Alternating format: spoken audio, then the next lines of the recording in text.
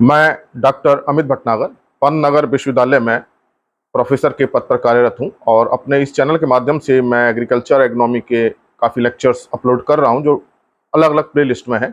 लेकिन किसान भाइयों के लिए मैंने एक अलग प्लेलिस्ट बनाई है, कृषि किसान, जिसमें मैं हिंदी में पूरी चर्चा करता हूं ताकि किसानों को नवीनतम जानकारी मिल सके और सही जानकारी मिल सके ताकि उनको खेती में अच्छा लाभ मिल सके। आज जो मैं बात करना चाहता हूं कि जो हम फास्फोरस उर्वरकों का प्रयोग करते हैं, डीएपी है या एसएसपी है, उसको हमें जिंक सल्फेट के साथ नहीं मिलाना चाहिए। देखिए, फास्फोरस का तो हम प्रयोग करते ही करते हैं, जिंक का भी प्रयोग करते हैं और जिंक का ये जो प्रयोग है वो जिंक सल्फेट के रूप में होता है और इसे हम बहुत फसलों में डालते हैं। होता क्या है कि जब हम दो तीन उर्वरकों को साथ मिला के डालते हैं तो कुछ ऐसे तत्व या ऐसे कंपाउंड बन जाते हैं जो पौधे को उपलब्ध नहीं होते हैं। उसमें से जो खास तौर से वो है जिंक सल्फेट का फास्फेटिक उर्वरकों के साथ संयोजन होके ऐसा रूप बना लेना जो अघुलनशील हो जाता है और पौधों को उपलब्ध नहीं होता है। तो अगर आप डीएपी डाइअमोनियम फास्फेट यूज कर रहे हैं अपने खेत में या सिंगल सुपर फास्फेट प्रयोग कर रहे हैं तो उसके साथ जिंक सल्फेट को बिल्कुल ना मिलाएं। अगर आपने दोनों की मिक्सिंग कर दी तो होगा क्या कि जिंक सल्फेट का जो जिंक है वो फास्फेट के साथ मिलकर जिंक फास्फेट बना लेगा। अब ये जो जिंक फास्फेट होता है ये पानी में घुलता नहीं है, बहुत हल्के हल्के घुलता है। तो मिट्टी के अंदर जाके क्या होगा, जब हम डालेंगे दोनों को मिला के तो मिट्टी के अंदर जाकर के ये अघुलनशील कंपाउंड बना लेगा जिसका नाम मैंने बताया अभी, जिंक फास्फेट। अब किसी भी तत्व को पौधे की जड़ें तभी लेती हैं जब वो तत्व पानी में घुल जाए। अगर वो तत्व पानी में नहीं घुलता है, ऐसे ही पड़ा रहता है, तो वो जड़ें उसको नहीं ले पाती। तो तत्व का या जो हम कहें पोषक तत्व है उसका पानी में घुलना जरूरी है। अब हमने क्या किया, एसएसपी के साथ या हमने डीएपी के साथ जिंक सल्फेट को मिलाया।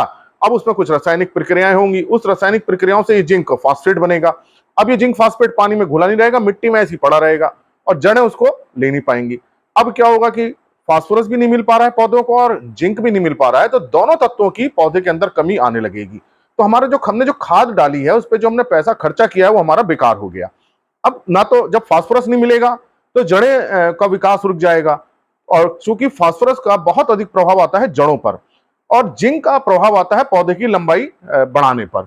अब जिंक नहीं मिलेगा तो पौधे की लंबाई रुक जाएगी और पत्तियां भी छोटी छोटी रह जाएंगी, तो पौधे का पूरा विकास रुक जाएगा। हमने खाद पूरी डाली है, जिंक सल्फेट भी हमने पूरा डाल दिया, डीएपी या एसएसपी जो भी हमने उसको पूरा डाल दिया, लेकिन वो पौधे को मिल नहीं रहा है। तब आप क्या करेंगे, और खाद डालेंगे लेकिन वो मिलेगी नहीं, तो हमारा खर्चा बढ़ता जा रहा है लेकिन पौधे को कोई लाभ नहीं हो रहा है। तो ये काम नहीं करना है कि जिंक सल्फेट को आपने डीएपी के साथ मिला के खेत में डाल दिया। दोनों को अलग अलग डालिए, अलग अलग स्थान पे अलग अलग समय पर डालिए ताकि दोनों आपस में कांटेक्ट में ना आ पाए। अगर दोनों संपर्क में आ गए तो फिर ये समस्या आएगी। एक दूसरी समस्या ये आती है कि जो फास्फोरस का प्रयोग हमें करना है हमने बहुत ज्यादा कर दिया। मान लीजिए हमने डीएपी बहुत ज्यादा डाल दी या खेत में हमने एसएसपी बहुत ज्यादा डाल दी। अब ये जब खेत में जाएगी तो मिट्टी के अंदर जो जिंक है, पहले से जो उपलब्ध जिंक है मिट्टी में, उसके साथ ये रिएक्शन कर लेगी, कंपाउंड बना लेगी। तो यहां फिर से जिंक और फास्फोरस की उपलब्धता पौधे को कम हो जाएगी। तो ज्यादा फास्फोरस डालने से क्या होगा, जिंक भी नहीं मिलेगा और फास्फोरस भी नहीं मिलेगा। तो भूल के भी ये काम ना करें कि फास्फोरस बहुत ज्यादा डाल दें, तो इससे जिंक की उपलब्धता भी कम हो जाती है और फास्फोरस की भी हो जाती है। तो कोशिश ये करें, कोशिश का हमको काम ही यही करना है कि दोनों को अलग अलग डालना है और फास्फोरस को ज्यादा नहीं डालना। यही कारण है कि ज्यादा फास्फोरस डालने से भी पौधों की वृद्धि रुक जाती है, क्योंकि वो जिंक का तो अवशोषण रोकती रोकती है और दूसरे तत्व भी हैं उनका अवशोषण भी रुक जाता है। जैसे कैल्शियम फास्फेट बन जाता है, कैल्शियम जमीन के अंदर रहता है तो उसकी उपलब्धता भी कम हो जाती है और जमीन में अगर कैल्शियम ज्यादा है तो वो भी फास्फोरस के साथ अघुलनशील कंपाउंड बना लेती है जिसको हम कैल्शियम फास्फेट कहते हैं। तो ये समस्या आती है खास तौर से इन दो खादों को जो जिंक सल्फेट है डीएपी या एसएसपी के साथ मिला के प्रयोग नहीं करना है। अगर आप इस तरह का प्रयोग करते हैं तो उसका कोई भी लाभ नहीं मिलेगा, पौधों की वृद्धि रुक जाएगी, आप खाद डालते रहेंगे उसका कोई प्रभाव नहीं आएगा। तो ये काम बिल्कुल ना करें, दोनों खादों को अलग अलग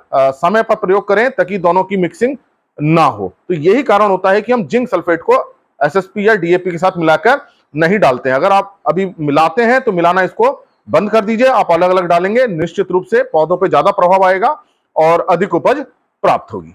धन्यवाद।